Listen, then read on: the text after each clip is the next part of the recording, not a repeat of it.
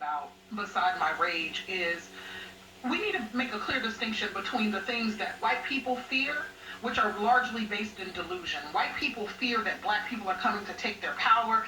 This is the thing the RNC is actually promoting this week, the idea that black people are coming to abolish the suburbs and take their neighborhoods and take their guns.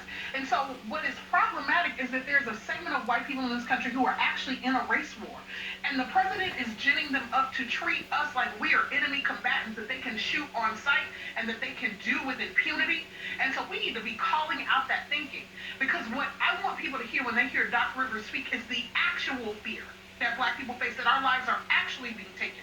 We aren't going into white neighborhoods and killing anybody. We aren't going into white neighborhoods. We can't. Have you seen all of the stories about how black people can't even get the same refinance rates on their mortgages in this moment where people are getting great deals on refinancing? We can't even refinance the homes we have, let alone going and taking over the wealth of the suburbs. And so there is a delusion at the heart of whiteness that is driving this violence, and it is our job to say. And one of the reasons that I'm so happy that these players are standing up and saying, we will not play, is that they are tapping into the source of their power. They know that one of the ways that whiteness will relent is when you begin to hit it in the pocketbook.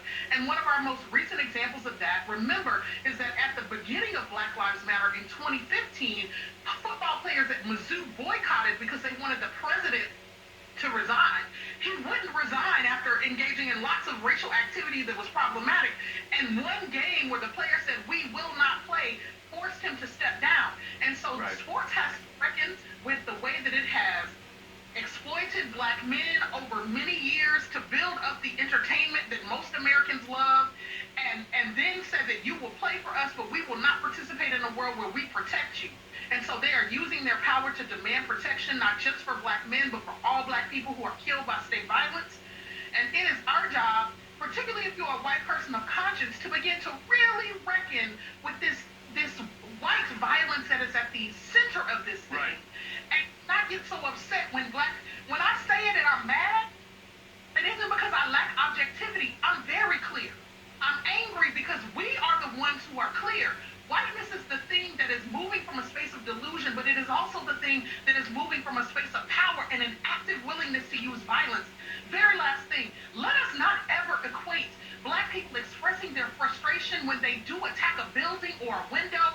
I know that that frustrates people, but let's be clear about something. Life matters more than property.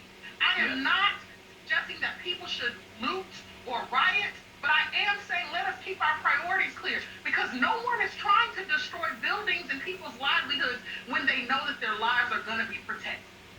Well, and I appreciate everything you and William Roden have said, and Brittney.